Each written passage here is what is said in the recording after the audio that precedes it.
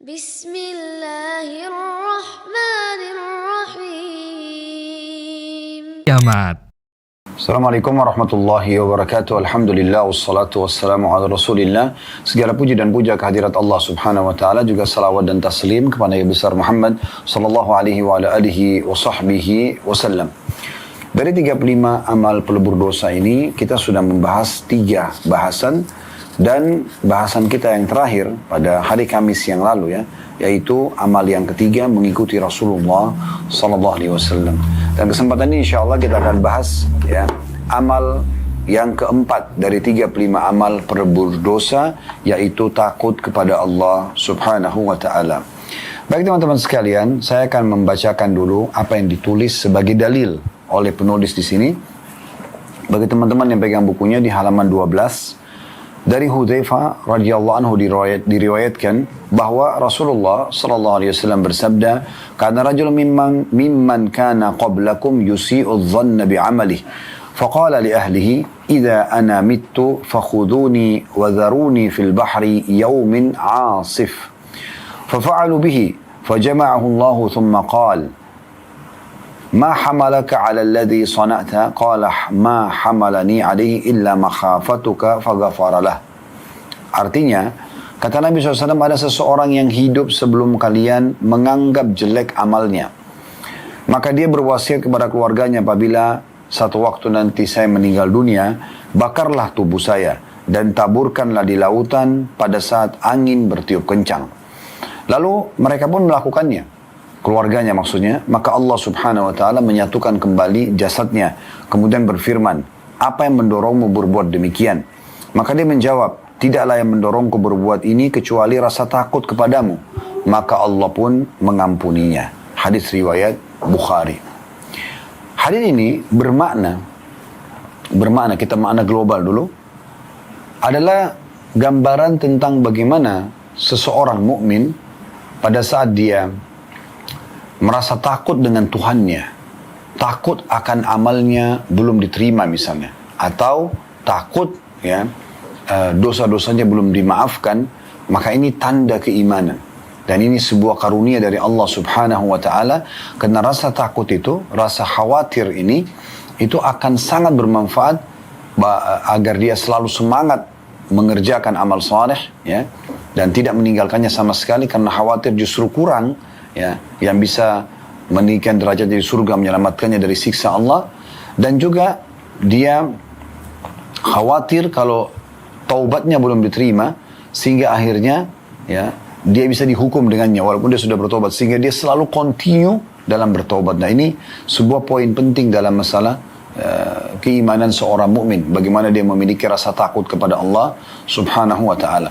Dan digambarkan dalam hadis ini tentu umat sebelum kita, mereka punya syariat sendiri yang tentu ada syariat yang bersambung, ada yang sama, ada yang memang berubah seperti kasus di masa Nabi Musa alaihissalam, disebutkan dalam surah Al-Baqarah, kalau Bani Israel di masa itu mau bertobat kepada Allah Subhanahu wa taala, maka mereka disuruh membunuh diri mereka.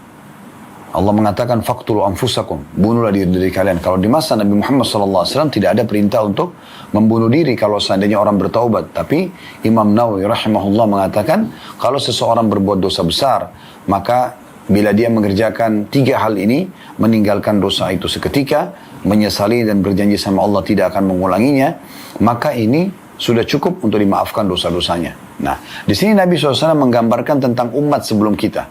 Mungkin di masa itu tidak ada larangan untuk membakar jenazah, kan? Karena di sini dia mengatakan, karena dia khawatir, rasa takutnya yang sangat besar kepada Allah SWT, jangan sampai amal-amal soleh yang sudah dia kerjakan ternyata kurang, kemudian juga dosa-dosanya mungkin yang pernah dia mohon ampun belum diterima. Bukan sangka buruk sama Allah tetapi dia khawatir. Kekhawatiran ini adalah sebuah poin penting yang membuat tadi saya bilang orang bisa continue menjaga amal soleh, dan juga dia selalu menjauhi dosa karena dia khawatir jangan sampai amalnya kurang atau jangan sampai dosanya belum dimaafkan. Nah, di sini karena dia khawatir luar biasa dengan amalnya, maka dia berwasiat kepada keluarganya, nanti kalau saya meninggal, ini ceritanya jenazahnya maka bakarlah, dibakar jenazah jasad saya, kemudian debunya itu disebarkan dibuang di lautan di saat angin lagi bertiup supaya debu itu menyebar di mana-mana. Dia ingin di sini membuktikan kemahakuasaan Allah Subhanahu wa taala dan nanti akan menyatukan jasadnya. Dan subhanallah dalam hadis ini digambarkan Allah Subhanahu wa taala lebih tahu tentang hambanya ini dan betul dia menyatukan jasadnya hamba itu. Kemudian menanyakan kepadanya, apa yang membuatmu melakukan ini? Maka dia mengatakan, rasa takut kepadamu ya Allah. Dan Allah lebih tahu hamba itu tulus atau tidak. Memang betul-betul karena dia takut jangan sampai amal solehnya itu kurang, ya, dan jangan sampai juga dosanya belum dimaafkan. Maka dia ingin dengan cara seperti ini nanti dia akan langsung berbicara dengan Tuhannya dan menyampaikan hajatnya. Dan seperti disampaikan dalam hadits ini, terjadi seperti apa yang diniatkan oleh orang tersebut. Akhirnya dia pun dibangkitkan dan Allah bertanya, kenapa kau lakukan ini? Maka dia mengatakan, karena rasa takut kepadamu ya Allah, maka Allah pun memaafkannya. Sekali lagi ini adalah kemungkinan dan syariat umat sebelum kita di mana jenazah boleh dibakar, ya, karena orang ini melakukan, dan ini jangan ditarik kepada kehidupan kita sekarang. Karena Nabi SAW tidak pernah mencontohkan untuk membakar jenazah. Ya. Tapi yang kita ingin titik beratkan dalam hadis ini adalah bagaimana rasa takutnya hamba ini kepada Allah membawanya kepada pengampunan Tuhannya atau pengampunan Allah Subhanahu wa Ta'ala. Di sini penulis mengatakan, hadis ini menjelaskan betapa besarnya keutamaan takut kepada Allah. Jadi itu yang dititik beratkan. Yang menjadi konsekuensi keimanan yang mana dengannya diperoleh penghapusan dosa. Ibnu Abi Jamrah rahimahullah berkata, orang tersebut yang diceritakan dalam hadis adalah orang yang beriman. Karena dia yakin adanya hisab atau hari pembalasan. Dan dia yakin bahwa perbuatan jahat akan ada balasannya. Adapun wasiat itu mungkin diperbolehkan menurut syariat mereka untuk bersungguh-sungguh bertaubat. Karena dalam syariat Bani Israel, seseorang diperbolehkan membunuh dirinya sendiri demi sahnya sebuah taubat. Ya, jadi ini poin penting sekali untuk kita garis bawahi tentunya. Ini adalah syariat umat sebelum kita. Kita tidak boleh membakar, tidak boleh kita berwasiat seperti ini. Tapi yang sedang dititikberatkan adalah tentang masalah apa yang menjadi judul bahasan kita di amal keempat dari 35 amal pelebur dosa ini, takut kepada Allah Subhanahu wa Ta'ala. Teman-teman sekalian, ini gambaran umum dulu yang telah ditulis oleh penulis tentunya. Sekarang kita akan lebih jauh dan lebih dalam membahas tentang masalah takut kepada Allah Subhanahu wa Ta'ala ini. Saudaraku seiman, Allah Subhanahu wa Ta'ala memang memberikan potensi takut dalam diri kita. Namun Allah menekankan dalam Al-Quran, فَلَا تَخَافُوهُمْ وَخَافُونِ إِن كُنْتُمْ مُؤْمِنِينَ. Jangan pernah kalian takut pada syaitan, jin, syaitan, manusia, siapa saja, makhluk. Tapi takutlah kepadaku, kata Allah, kalau kalian adalah orang-orang yang beriman. Berarti memang takut ini Allah berikan sebagai sebuah perangkat dalam diri seorang mukmin untuk selalu takut kepada Tuhannya.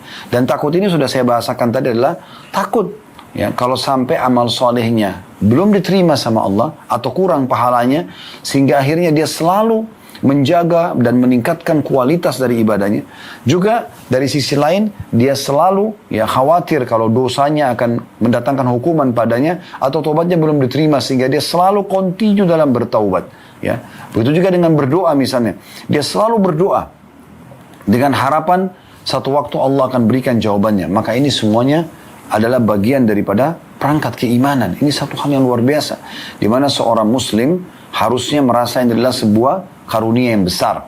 Jadi jangan sampai Anda karena takut mati, ya, takut nanti bagaimana di kuburan, ya, disiksa atau enggak misalnya, takut amal soleh kita kurang dari timbangan amal, takut nanti kita enggak masuk surga, takut masuk neraka. Ini semua bagian daripada keimanan.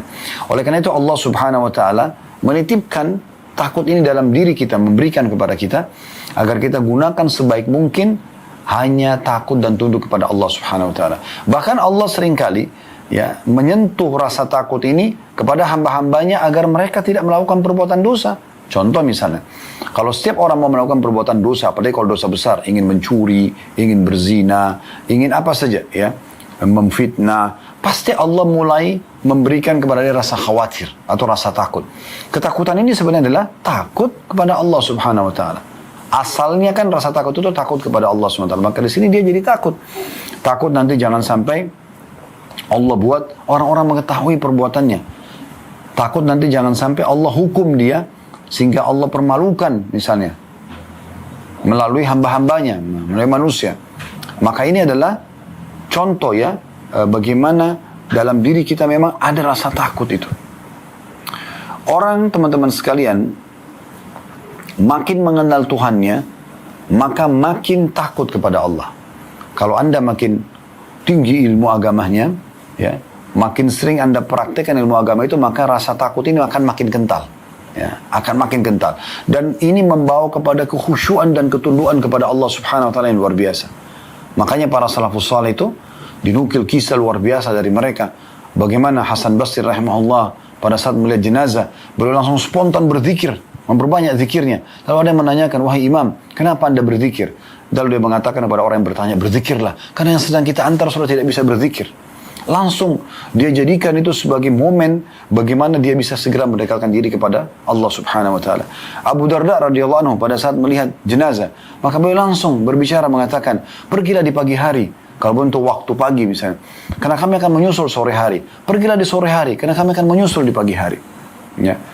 Begitu juga banyak di antara ya ulama-ulama salafus saleh dulu, ada di antara mereka yang sampai pingsan pada saat melihat api unggun, lalu kemudian tubuhnya gemetar dan pingsan, ya. Ada bahkan di antara mereka yang sampai meninggal dunia karena rasa takutnya kepada Allah Subhanahu wa taala. Jadi memang makin dekat dengan Allah, makin tinggi ilmunya, makin kuat imannya, maka makin kuat juga rasa takutnya. Begitu mudah mereka meneteskan air mata karena Allah Subhanahu wa taala. Begitu mudah mereka meninggalkan perbuatan-perbuatan salah walaupun atau dosa, walaupun godaannya sangat besar, karena rasa takutnya kepada Allah Subhanahu wa taala. Oleh karena itu teman-teman sekalian, untuk memunculkan rasa takut ini makin kental, maka kita harus makin memperdalam ilmu agama dan juga makin banyak mempraktekkan dalam kehidupan kita, sehingga akhirnya sesuai dengan perkataan ulama, man kana billahi a'raf kana lillahi akhwaf. Ketahuilah, siapa yang paling mengenal Allah, maka pasti dia adalah orang yang paling takut kepada Allah Subhanahu wa taala. Ya. Asy-Syu'bi rahimahullah, seorang tabi'in, juga berkata, innamal alimu man yakhshallah. Ketahuilah, orang-orang berilmu itulah yang memiliki rasa takut kepada Allah Subhanahu wa taala. Ya, memang kita harus untuk mencegah rasa takut ini lebih kental lagi, supaya kita betul-betul selalu mengontrol amal soleh kita dan meninggalkan dosa, harus kita lebih dekat kepada Allah Subhanahu wa ta'ala. Baik teman-teman sekalian, di dalam statement yang lain ada yang menarik dari Abdullah bin Mas'ud radhiyallahu anhu, sahabat Nabi, mengatakan, kafa bi khasyatillahi ilman wa kafa bi'tirari atau bil iktirari billahi jahla, maaf saya ulangi ya. Kafa bi khasyatillahi ilma, cukuplah rasa takut kepada Allah disebut ilmu.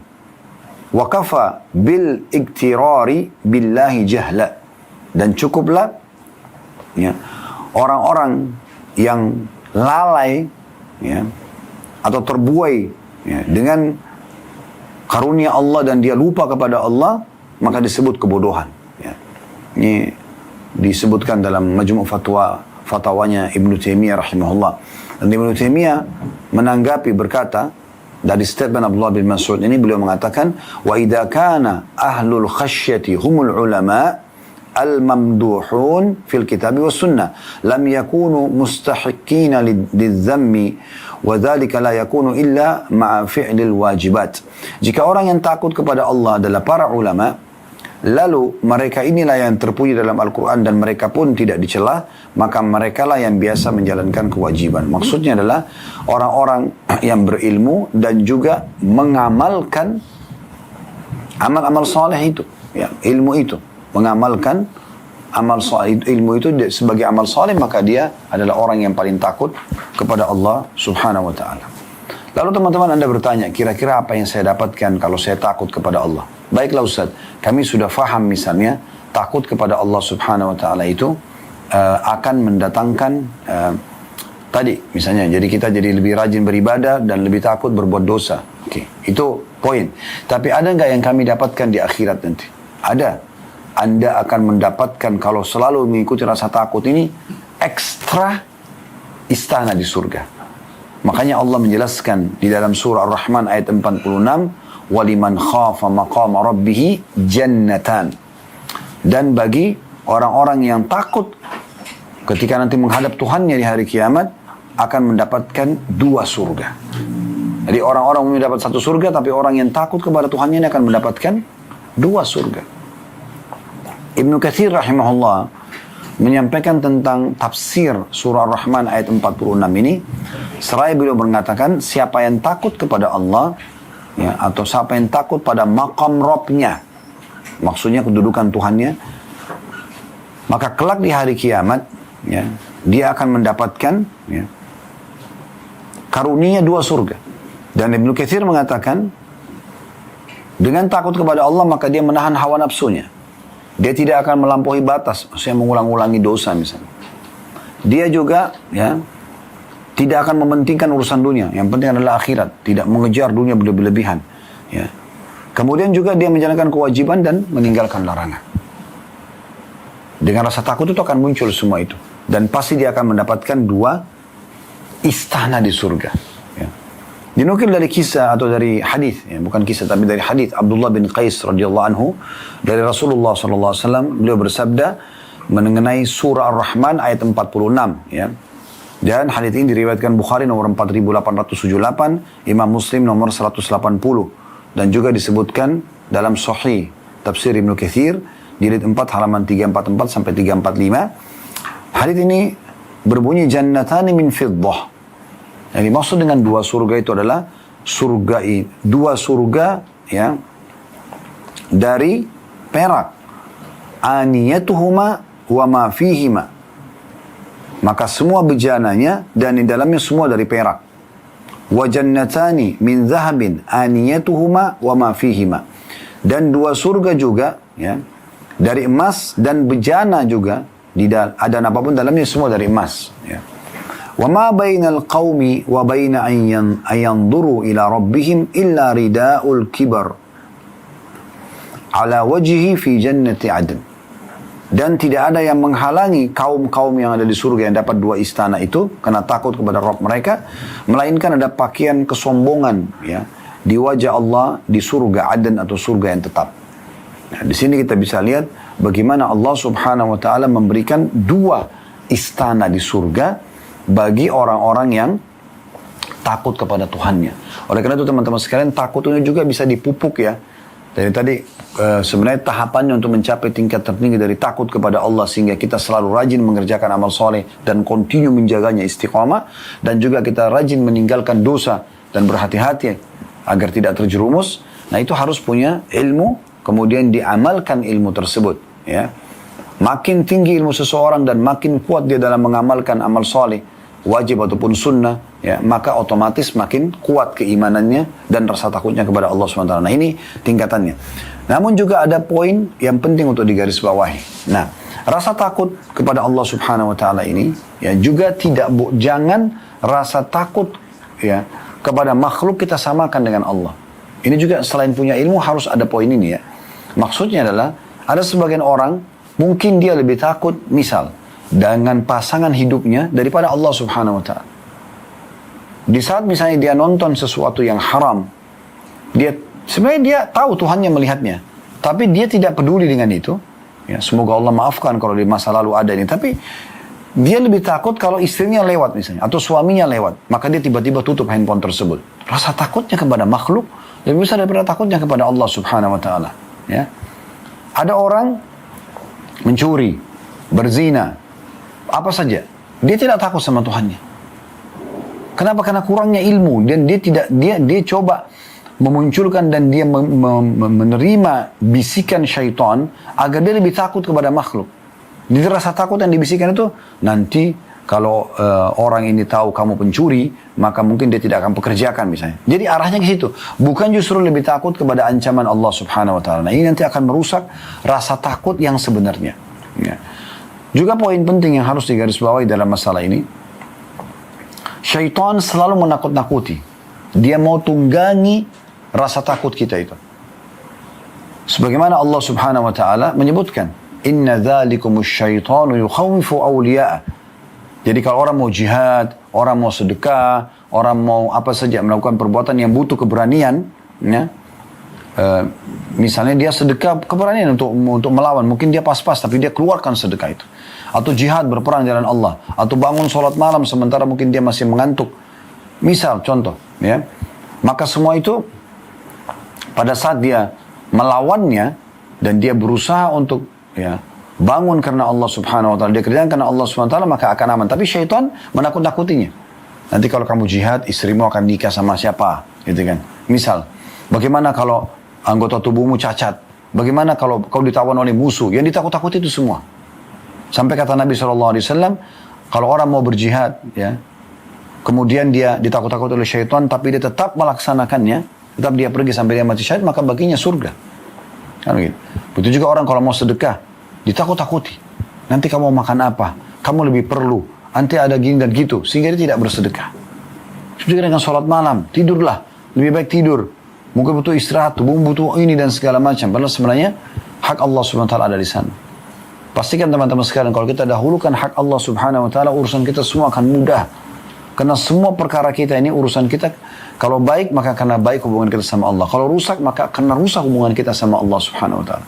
Coba teman-teman sekalian, walaupun ada hal yang sangat penting, misalnya meeting menghasilkan miliaran rupiah, atau pertemuan penting dengan orang lain, yang akan Anda lakukan misalnya selepas sholat wajib. Kadang-kadang ada orang, dia tidak khusyuk dalam sholatnya, karena selalu mikirkan masalah yang urusan sama makhluk tersebut. Pastikan teman-teman sekalian, kalau dia lalaikan sholatnya, kemudian dia mendahulukan, dalam sholat pun dia selalu berpikir tentang masalah urusan dunianya itu, maka itu tidak akan sukses. Tapi coba, Anda lebih konsentrasi dalam sholat, bahkan memohon kepada Allah subhanahu wa ta'ala, agar Allah mudahkan urusan setelah itu. Lihat bagaimana mudahnya dan keberkahan yang Allah datangkan dari usaha yang akan kita lakukan setelah itu. Walaupun kita cuma sholat sunnah, coba konsentrasi kita, sujud, mohon kepada Allah subhanahu wa ta'ala dimudahkan, Allah akan mudahkan semua urusan. Berulang kali kami coba praktikin ini. Teori ini luar biasa. Jadi walaupun kita ada hal yang mendesak, yang penting sekali, tapi pada saat sedang beribadah kepada Allah, konsentrasi, zikir habis sholatnya kita jaga kehusyuannya. Kalau lagi baca Al-Quran, baca dengan tenang. Kemudian setelah itu baru kita berikan hak makhluk. Subhanallah, keberkahan yang luar biasa Allah berikan. Tapi di saat orang itu buru-buru sholat, karena kenapa? Oh, lagi janjian sama orang. Maka dia lalaikan hak Tuhannya di sini. Karena kurangnya rasa takutnya kepada Allah. Maka pastikan juga permasalahan di sana tidak akan selesai dan sukses. Maka ini poin penting yang harus kita garis bawahi.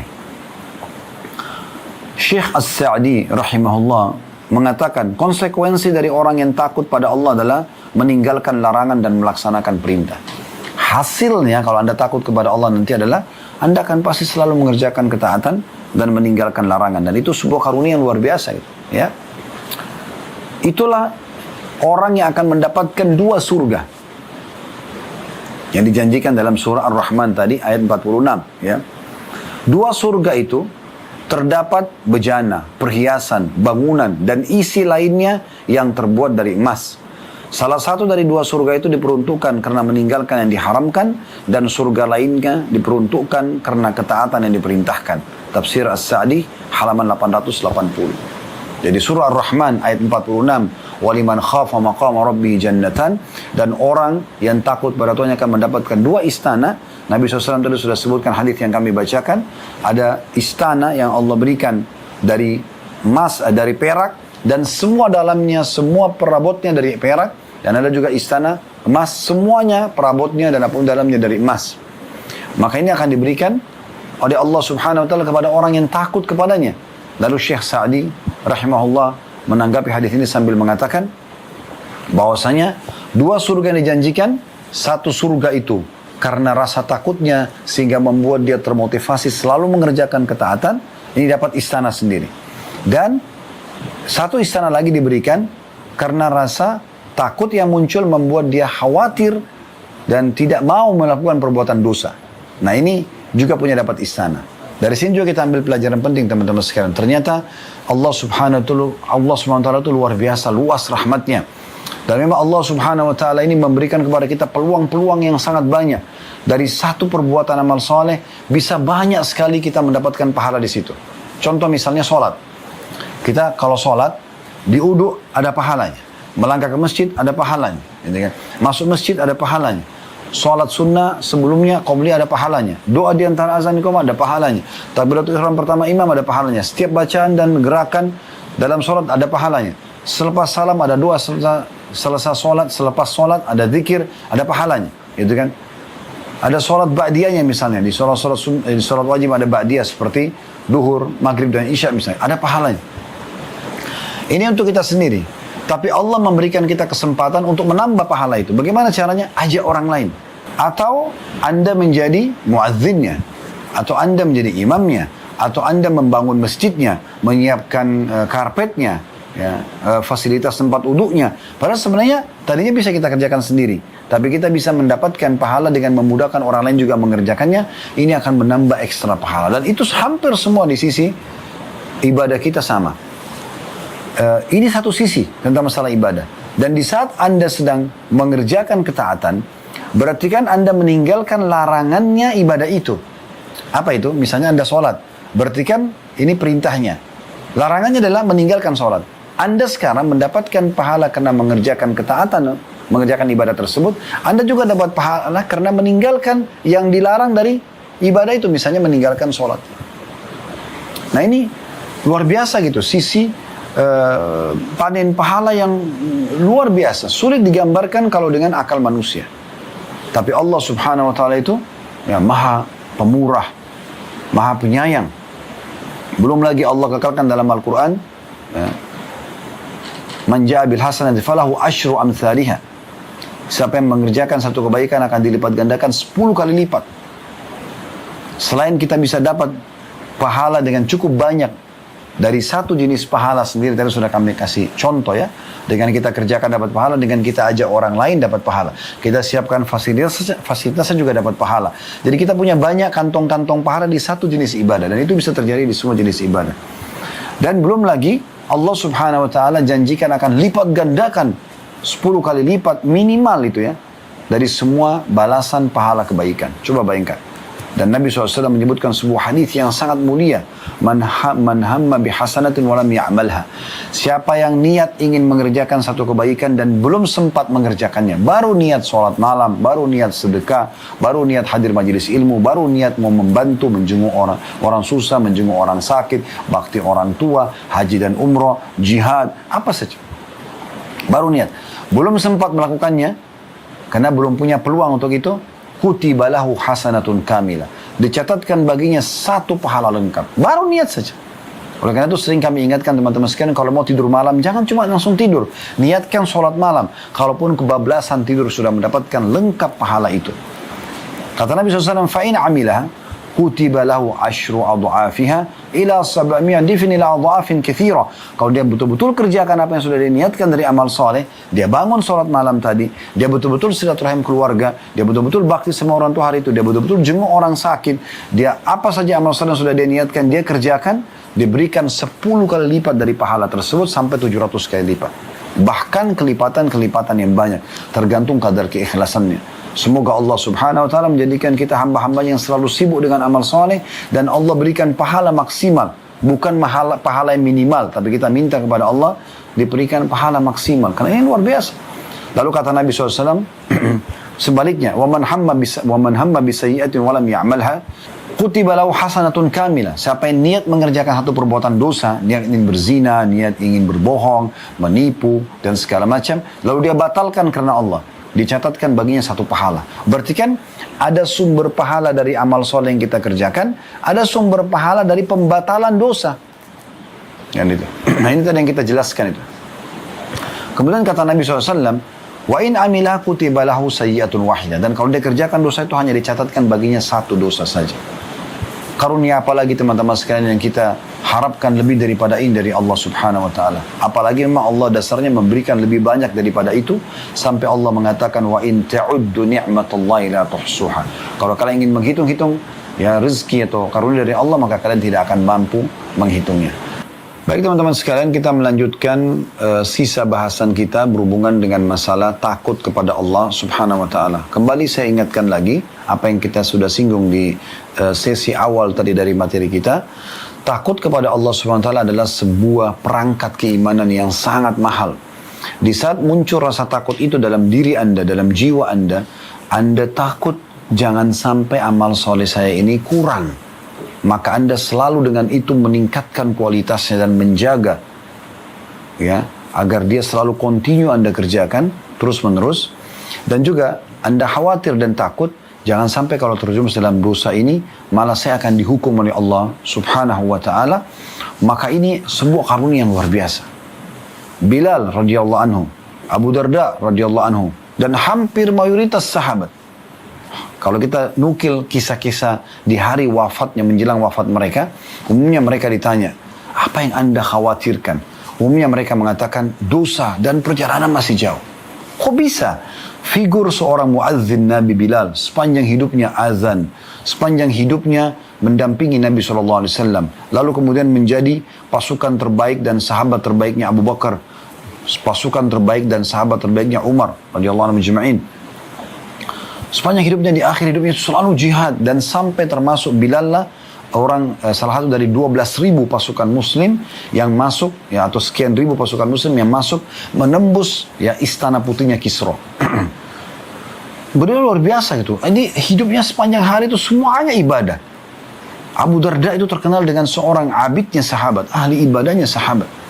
Bagaimana beliau selalu mengisi hidupnya, saking sukanya sama ibadah, sampai pernah beliau setiap hari puasa dan setiap malam tidak pernah tidur, selalu sholat malam. Dan Nabi SAW tegur untuk memperbaiki, untuk meringankan itu, agar memberikan jasadnya manfaat dan segala macam. Jadi selalu sibuk. Apa yang membuat mereka sibuk seperti ini? Karena rasa takutnya kepada Allah SWT. Karena dia takut kepada Allah, akhirnya mereka jadi tidak mau lalai. Jangan sampai nanti kurang nih. Sebaliknya orang kalau tidak ada rasa takut ini dalam dirinya, tidak ada kekhawatiran, maka kita akan temukan orang ini selalu lalai. Ya sudahlah, sholat tidak masalah, ibadah nggak ada masalah, khusyuk atau nggak khusyuk nggak penting, gitu kan? Yang penting sudah dikerjakan. Kayak tadi Jumatan, yang penting hadir, ya, meramaikan misalnya, atau sebagai pengguguran terhadap satu kewajiban. Ini sayang sekali, sayang sekali. Tapi kalau orang yang sudah memiliki ilmunya seperti yang kita pelajari pada siang ini, semoga Allah SWT berkahi ilmu ini, adalah orang yang memang menunggangi potensi takut dalam dirinya justru untuk mengerjakan ibadah dan meninggalkan larangan karena takutnya kepada Allah Subhanahu wa ta'ala. Ini poin penting. Kita bisa lihat bagaimana Allah Subhanahu wa ta'ala berfirman juga dalam surah Al-A'la ayat 9 sampai ayat 12, ya, yang bunyinya fadzakir, ya, inna fa'ati dzikra. Berikanlah peringatan, karena peringatan itu akan bermanfaat. Saya dzakkaru may yakhsha. Dan manfaat itu akan didapatkan bagi orang yang takut kepada Allah. Jadi manfaat dari keimanan, manfaat dari ketaatan, sehingga melahirkan kebahagiaan, rezeki yang melimpah, ya, pemenuhan kebutuhan, solusi dari permasalahan di dunia, dan juga puncaknya di surga di akhirat sana, itu akan diberikan justru kepada orang yang takut kepada Allah. Wa yatajannabuhal ashqa. Dan justru orang-orang celaka yang selalu menjauhkan diri dari, ya, peringatan-peringatan Allah Subhanahu wa ta'ala, melalaikan dan menganggap tidak penting untuk takut kepada Allah. Alladhi yaslan naral kubra. Dan mereka itulah orang-orang yang pasti akan memasuki neraka yang besar atau api yang besar, maksudnya adalah neraka, ya. Thumma la yamutu fiha wa la yahya. Dan di dalamnya dia tidak hidup juga tidak mati, disiksa terus, ya. Qad aflaha man tazakka. Oleh karena itu beruntunglah orang-orang yang justru dia, maaf ini sampai ayat 14, ya, maka beruntunglah orang-orang yang justru, ya, mensucikan dirinya, dia berusaha kembali kepada ayat, ya, 10 tadi, yaitu orang-orang yang takut kepada Allah Subhanahu wa ta'ala. Ibnu Taimiyah rahimahullah memberikan pendapat, tentu banyak pendapat beliau tentang masalah takut kepada Allah SWT, tapi diantaranya adalah beliau mengatakan rasa takut pada Allah membuat seseorang itu takut memang kepada Allah yang sebenarnya. Kalau takut yang sebenarnya pasti akan takutnya kepada Allah Subhanahu wa ta'ala. Mau orang lihat, orang tidak lihat, ya, mau ada konsekuensi lanjutan hubungan sama manusia atau putus hubungan dengan manusia, ya, hilangnya fasilitas dunia, ya, atau bertambahnya fasilitas dunia itu tidak akan pengaruh bagi dia. Bagi dia adalah yang terpenting bagaimana Allah Subhanahu wa ta'ala ridho. Ini penting sekali. Berapa banyak orang yang tadinya mau mengerjakan perbuatan dosa, dia batalkan karena dia takut kepada Allah Subhanahu wa ta'ala. Ingat, bukan hanya takut pada manusia. Manusia tidak ada manfaatnya bagi Anda. Manusia tidak ada manfaat pahala yang Anda dapatkan balasan dari Allah SWT. Tapi takut karena Allah SWT. Anda punya peluang berzina, Anda batalkan karena takut kepada Allah SWT. Anda peluang mencuri, Anda batalkan karena Anda takut kepada Allah SWT. Manipulasi data, Anda batalkan karena takut kepada Allah SWT. Anda ingin berbuat zalim pada siapapun, pada pasangan hidup, pada anak-anak, kepada orang di sekitar kita, ya, juga akan batalkan karena takut kepada Allah SWT. Karena potensi untuk mengerjakan perbuatan dosa pasti akan ada. Penawaran-penawaran dari syaitan akan ada. Tapi bagaimana kita mengedepankan rasa takut kita kepada Allah sehingga kita tinggalkan itu. Begitu juga rasa takut ini akan mendatangkan semangat yang luar biasa untuk selalu ibadah kepada Allah Subhanahu wa ta'ala. Nah, ini poin luar biasa. Saya ulangi kata Ibnu Taimiyah rahimahullah, rasa takut pada Allah membuat seseorang takut padanya, yang takut yang sebenarnya, takut yang sebenarnya. Rasa takut ini membuat dia semakin mengenali Allah. Ilmu ini membuatnya semakin, ya, khawatir, ya, kepada siksa Allah. Sehingga dia semangat ibadah, dia takut berbuat dosa. Lalu, rasa khawatir terjerumus dalam dosa atau disiksa oleh Allah ini akan mengantar dia pada ketaatan yang maksimal. Jadi orang yang takut pada Allah pasti akan selalu menjalankan perintah Allah dan menjauhi larangannya. Ini yang dimaksud, ya, dengan takut kepada Allah yang sebenarnya. Nah, ini poin luar biasa, ya. Jadi teman-teman sekalian jaga ini. Ada seringkali beberapa jemaah yang bertanya pada kami dalam majelis sambil mengatakan, Ustaz, saya kok takut mati ya? Ya. Kadang-kadang saya itu kalau ingat mati, saya jadi khawatir. Jangan sampai nanti amal saya masih sedikit. Jangan sampai nanti dosa-dosa saya belum dimaafkan. Subhanallah, justru ini yang sedang kita bahas. Kekhawatiran seperti ini sangat luar biasa gitu. Ya. Berapa banyak orang karena khawatir dan takut kepada Allah, maka dia tidak pernah tinggalkan sholat berjamaah di masjid. Sa'id bin Musayyib rahimahullah, dinukil kisah beliau, tidak pernah meninggalkan sholat berjamaah di masjid, bahkan tidak pernah ketinggalan takbiratul ihram pertama imam itu 40 tahun. Padahal Nabi SAW mengatakan apa?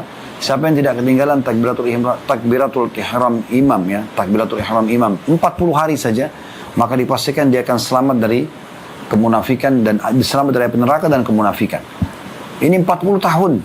Sampai murid-muridnya mengatakan, kami tidak pernah melihat Sa'id bin Musayyib rahimahullah selama 40 tahun kecuali antara rumahnya dengan masjid.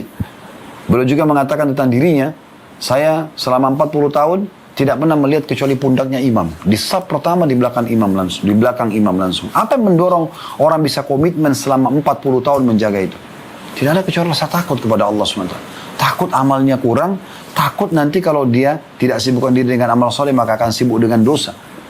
Dan takut kalau buat dosa dihukum, maka dia sibuk terus dengan amal soleh sampai ajal menjemput mereka. Begitu luar biasanya. Dan ini yang dinukil dari para salafus soleh. Mereka sibuk selalu dengan apa yang baru saja kita jelaskan ini. Jadi ini bahasan yang penting sekali untuk kita fahami baik-baik. Dan sesuai dengan judul buku kita, ini akan menjadi pelebur terhadap dosa-dosa. Karena orang yang takut kepada Tuhannya akan diberikan balasan surga tadi, yang berarti tentu masuk surga kalau dosanya dibersihkan atau dosanya sudah tidak ada. Nah, ini poin yang luar biasa. Dan kita juga sudah tahu bagaimana Nabi SAW menyebutkan salah satu dari 7 golongan, ya, yang akan dinaungi oleh Allah Subhanahu Wa Taala pada hari kiamat. Salah satunya adalah orang yang menangis karena Allah Subhanahu Wa Taala. Ini adalah sebuah, ya, tanda-tanda rasa takut kepada Allah. Jadi dia merasa menangis karena Allah Subhanahu Wa Taala. Ya, di antara 7 golongan tersebut. Dan sebagian ulama mengatakan puncak rasa takut seorang hamba sama Tuhannya adalah di saat dia mudah sekali lunak hatinya, ya, sehingga dia takut sekali sama Allah, hatinya bergetar sampai juga membuat, ya, air matanya selalu menetes. Tapi ini karena Allah Subhanahu Wa Taala. Makanya Allah sebutkan di dalam surah Al-Anfal surah nomor 8 ayat 2, gabungan antara kedua ini, hatinya bergetar dan akhirnya air matanya menetes. Ya, surah Al-Anfal ayat 2. Bunyinya innamal mu'minuna alladhina idza dzukirallahu wajilat qulubuhum wa idza tuliyat 'alaihim ayatu zadatuhum imanan wa 'ala rabbihim yatawakkalun. Sesungguhnya orang-orang mukmin, sesungguhnya orang-orang yang beriman itu ialah mereka yang bila disebut nama Allah gemetarlah hati mereka. Dan apabila dibacakan ayat-ayatnya bertambahlah iman mereka dan hanya kepada Tuhan mereka lah mereka bertawakal. Ibnu Katsir rahimahullah menyebutkan tentang tafsir surah Al-Anfal ayat 2 ini, Ini adalah sifat orang beriman yang sebenarnya. Jadi kalau sudah sampai pada tingkat level luar biasa rasa takutnya kepada Allah SWT, maka akan gemetar hatinya. Jadi kalau Anda dengar ayat Al-Quran, melihat fenomena alam, banjir, gempa, atau ada jenazah depan mata Anda, orang tabrakan, meninggal depan mata Anda, Anda tidak tersentuh sama sekali. Ini berarti ada hal yang ada masalah di sini, ya, dengan keimanan Anda. Tapi di saat Anda melihat fenomena seperti ini dan Anda tiba-tiba jadi takut kepada Allah, gemetar hati kita, ketakutan. Jangan kita langsung membayangkan bagaimana kalau kita yang menjadi jenazah tersebut, ya. Maka ini adalah tanda keimanan, ini puncaknya. Maka hati bisa gemetar dan air mata bisa menetes, ya. Ibnu Katsir rahimahullah mengatakan ini adalah sifat orang beriman yang sebenarnya, yaitu ketika mengingat Allah hatinya menjadi takut atau gemetar sehingga dia mengerjakan perintahnya dan meninggalkan larangan-larangannya. Sufyan ats-Tsauri rahimahullah mengatakan bahwa dia mendengar As-Su'di berkata tentang ayat ini, orang yang disebut dalam ayat ini adalah orang-orang yang berbuat zalim atau ingin bermaksiat. Lalu ada yang mengatakan juga bertakwa pada Allah, maka hatinya takut gemetar. Maksudnya ada juga yang mengatakan makna ayat ini, ya, adalah orang-orang yang tadinya mau berbuat dosa, tapi karena dia takut kepada Allah gemetar hatinya. Bisa juga makna itu. Atau memang ada orang-orang yang mengingat Allah secara umum. Tadi saya bilang melihat fenomena, bisa bertafakkur misalnya melihat ciptaan Allah SWT di langit, di lautan, mungkin lebih peka lagi di pepohonan, di dirinya sendiri, di hewan-hewan. Semua ini membuat dia sudah cukup makin tunduk dan takut kepada Allah SWT, sehingga dia tahu ada Tuhan yang mengawasi dia. Atau memang hal-hal yang lain, yang peringatan dari Allah, banjir, gempa tadi, ya, bencana alam, membuat dia makin takut kepada Allah Subhanahu wa Ta'ala. Allah Subhanahu wa Ta'ala juga mengajak orang-orang beriman agar memiliki sifat ini dan mencapai pada level ini. Artinya rasa takutnya ada karena potensi sudah ada, lalu kemudian terus diasah sama dia dengan ilmu agama yang benar, dengan mengamalkan amal-amal tersebut, maka ada rasa takut. Makin kental dia mendekatkan diri kepada Allah Subhanahu wa Ta'ala, maka makin peka rasa takutnya. Dan Allah mengingatkan bagi orang-orang yang belum tersentuh sampai ke level itu dalam surah Hadid, Al-Hadid, surah nomor 57 ayat 16. Alam ya'ni alladhina amanu an takhsha'a qulubuhum li dzikrillah. Belum datangkah waktunya bagi orang beriman untuk takut hatinya dan tunduk, ya, ketika mengingat Allah.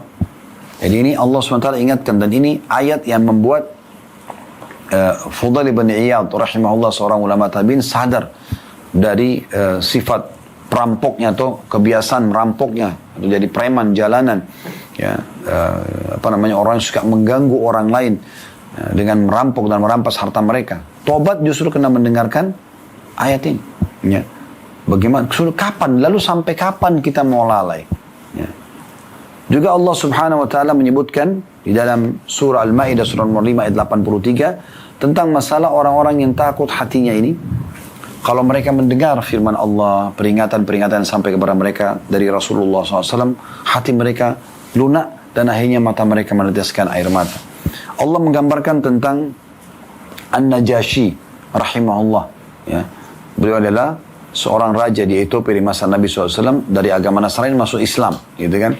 Dan akhirnya meninggal dalam keadaan Islam, dan Nabi SAW salatil ghaib, beliau salat ghaib di kota Madinah karena di Ethiopia tidak ada yang salat, gitu kan. Dia menyembunyikan keislamannya. Di awal beliau mendengarkan, An-Najashi mendengarkan ayat-ayat Al-Quran yang turun kepada Nabi SAW melalui lisan Ja'far bin Abi Thalib radhiyallahu anhu, kakak kandungnya Ali bin Abi Thalib, lebih tua sekitar 10 tahun dari Ali, yang menjadi pemimpin daripada muhajirin, sahabat yang hijrah dari Mekah menuju ke Ethiopia. Ayat itu berbunyi dalam surah Al-Maidah ayat 83, wa idza sami'u ma unzila ila ar-rasuli tara a'yunum tafidu min ad-dam'i mimma arafu min al-haqq yaqulun rabbana amanna faktubna ma'asy syahidin. Dan apabila mereka mendengarkan apa yang diturunkan kepada Rasul, maksudnya Muhammad SAW, maka melihat mata mereka mencucurkan air mata disebabkan kebenaran Al-Quran yang telah mereka ketahui dari kitab-kitab mereka sendiri. Seraya mereka berkata, ya Tuhan kami telah beriman, maka catatkanlah kami bersama dengan orang-orang yang memberikan kesaksian tentang Al-Quran ini dan juga risalah Nabi Muhammad SAW. Sebagai penutup teman-teman sekalian, renungilah sabda Nabi SAW, penutup menjelaskan, menguatkan apa yang kami sampaikan tadi. Makin takut Anda kepada Allah, maka makin lunak hati ini dan makin mudah meneteskan air mata. Kata Nabi SAW, ainani la tamassuhuman nar Dua mata yang tidak akan pernah disentuh oleh api neraka. Ainun bakat min khasyatillah. Yang pertama adalah mata yang meneteskan air mata karena takut kepada Allah. Dan tidak mungkin kita meneteskan air mata takut kepada Allah kecuali memang ya kita punya rasa takut itu sendiri. Ya. Yang akhirnya kita karena menikmatinya ibadah, nikmatnya ibadah itu sholat segala, kita sampai meneteskan air mata dan kita bersyukur sama Allah diberikan kesempatan itu. Atau kita bisa saja meneteskan air mata karena takut atas dosa yang pernah kita lakukan lalu kemudian taubat dan belum diterima oleh Allah Subhanahu wa taala. Yang kedua, wa'inun batat tahrusu fi sabilillah. Mata yang begadang justru karena berjaga di jalan Allah Subhanahu wa taala atau di perbatasan antara pasukan muslim sama pasukan kafir. Allahu a'lam. Kalau ada benar dari Allah, kalau ada salah dari saya mohon dimaafkan. Subhanakallahumma bihamdika asyhadu an la ilaha illa anta astaghfiruka wa atubu ilaik. Wassalamualaikum warahmatullahi wabarakatuh.